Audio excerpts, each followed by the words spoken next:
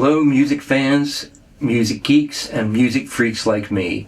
Welcome to my channel. My name is Caeser Pink. Let your mama down. Let your mama down. Let your mama down. Baby, please. Today we're going to check out a video by the band Angine de Poitrine.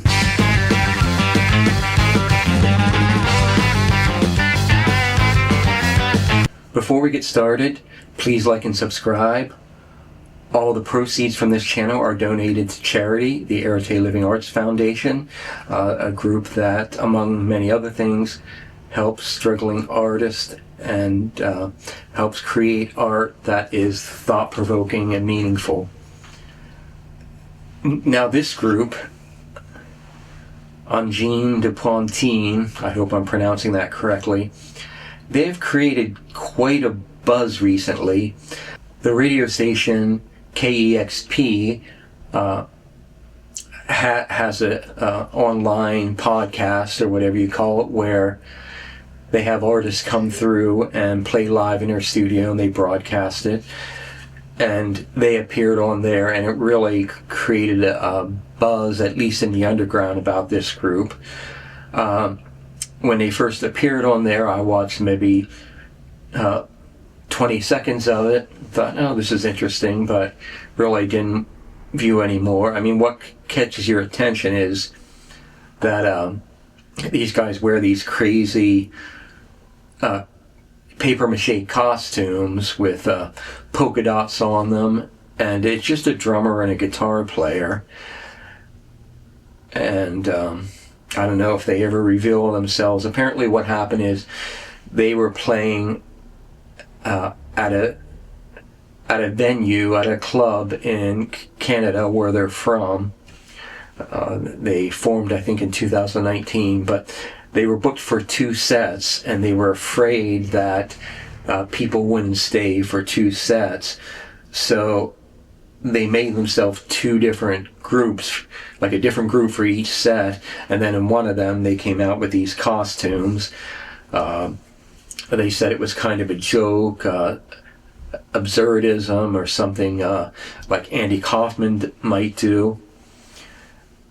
Now when I heard people talk about them, and what I heard from that 15-20 seconds, I don't know if they were doing this or I just wasn't picking up on it, is they're supposed to be playing microtones. Now, what microtones are you have your 12 notes on a scale, and each is considered, from note to note, it's considered a half step. The microtones are smaller steps that could be hidden beneath those 2 half steps. Now the problem with this is that your guitar or your piano, you would have to completely retune it in order to play microtones. And what that would mean would be that, you know, if your piano has 5 octaves, in order to use the microtones, you might end up with 3 octaves or 2 octaves. It depends how many microtones you want to put in it. I've heard that they have some special guitar made with smaller frets, which allow them to play the microtones. I really don't know too much of their story, but that interests me, because sometimes when I'm writing, I think there aren't enough notes. You know, it's hard to play anything fresh when you just have these 12 notes to choose from. Of course, music is really all between the relationships of these notes, but it does occur to me that it would be nice to have some more notes. Mainly microtones throughout history have been used in vocal singing. A lot of, you know, maybe Gregorian chants, things like that, we use microtones.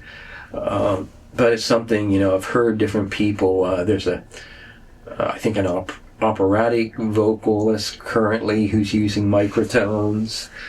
But yeah, it's you have to go through a lot of work to be able to use them on modern instruments. Anyways, let's listen to a bit. I think this is a live performance, a rooftop concert in Montreal in 2025. J'ai rien entendu.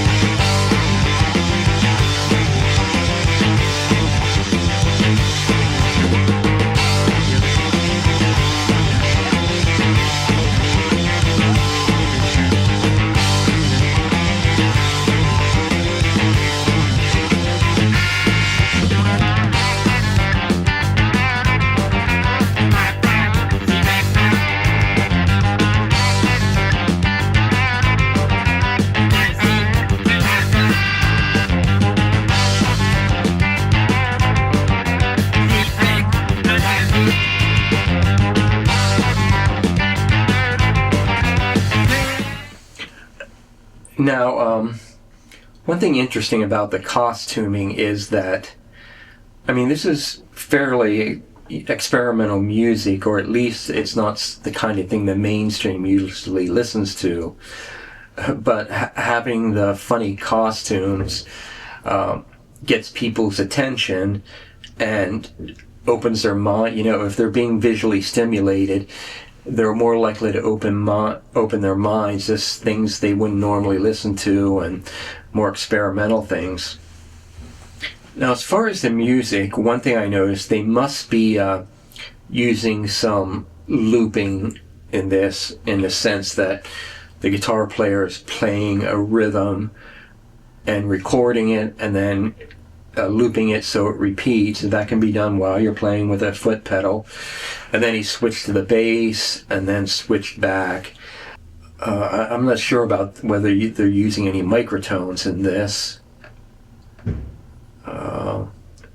If they are, I'm not picking up anything on it. Now, they're also called math rock.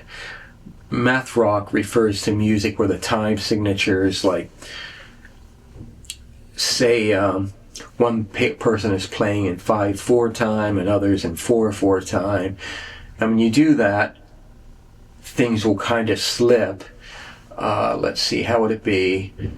Like, maybe you would start out seemingly in sync, and then you would get back in sync every 5 measures, something like that. And I couldn't tell for sure if they were using any of that here, because counting music is kind of flexible. You know, if you want to, you can count everything in 4/4. And when I was counting this, it seemed to work in 4/4, but I'm not sure. There were some moments where it seemed to like somebody was not in sync with it, which could be a sign that they are doing some kind of odd time signatures. Now, one thing that surprises me about this, though, is how simple the drumming is. For being experimental music, he's really staying to very basic types of rock rhythms. It reminds me of various things from the past. Robert Fripp once had a band called the League of Gentlemen, and this would have been maybe 1980, and they were kind of trying to merge progressive rock and new wave, and in that the guitar was a little bit more complex, but it had a surf sound. It was really fun music. I liked it a lot. The guitar tones remind me a bit of Snakefinger. I did a video of Snakefinger if you want to learn more about him. He was associated with Ralph Records, the record label owned by the Residents, and he would often play with the Residents. I was going to go see Snakefinger perform, and he had a heart attack and died the night before. This was in the late 80s. It also reminds me of some modern stuff. What is that band called? The band with somebody is a race car driver. It's very bass heavy stuff. They've said their influences are King Gizzard and the Lizard Wizard, which is a kind of a modern prog rock group. They have some really nice material. Frank Zappa, Leo Brower, I don't know who that is. John Scofield, who is a jazz fusion guitar player from the 70s, and Gentle Giant, which is a prog rock band that never quite got as famous as Yes and Emerson, Lake and Palmer. But anyways, let's listen to the song a little more.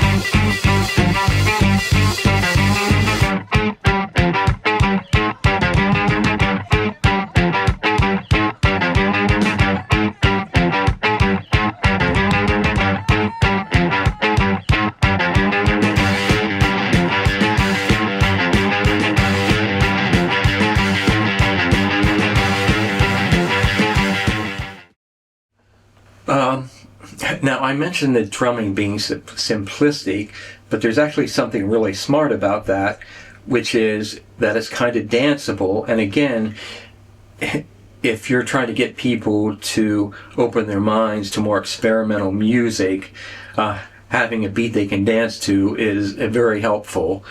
I was doing, as you saw, more counting time. It seemed like there was one point in there where they are in 5/4 or 6/4 time, and then at another point seemed like they were in 3/4 time.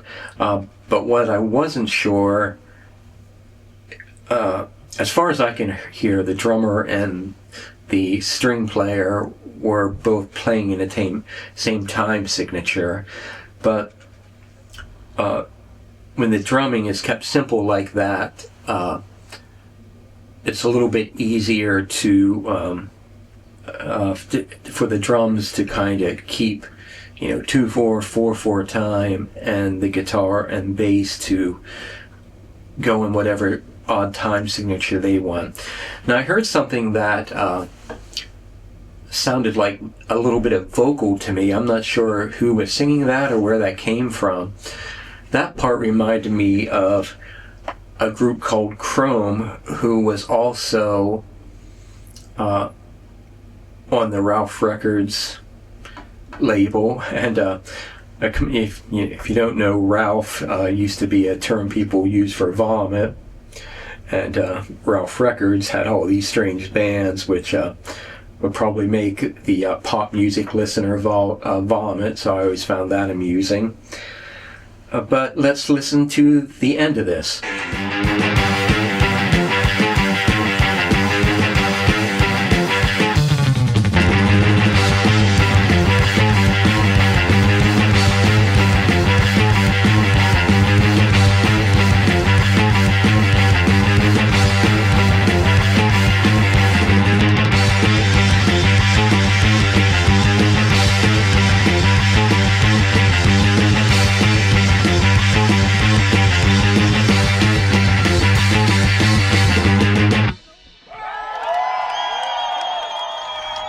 Now, a couple of things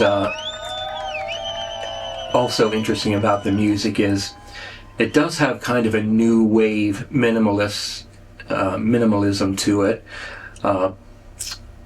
There are very few sustained notes. It's all kind of a short plucking notes, which is a very new wavy thing. Sometimes it did kind of sound like surf guitar music. There was that little slide down, but it's very energetic and very fun. After listening to this, I think I might check it out more. I could see myself listening to this for pleasure. One thing more about the name Angine de Poitrine, and again, I'm always lose my confidence when I try to pronounce things in other languages, but apparently that is like chest angina. That's what it means. But there you have it. I won't try to pronounce it one more time, but if you enjoyed that, please check it out. It's something a little bit different. And please like and subscribe. It really helps us grow our channel. And thank you for visiting. I hope to see you again soon.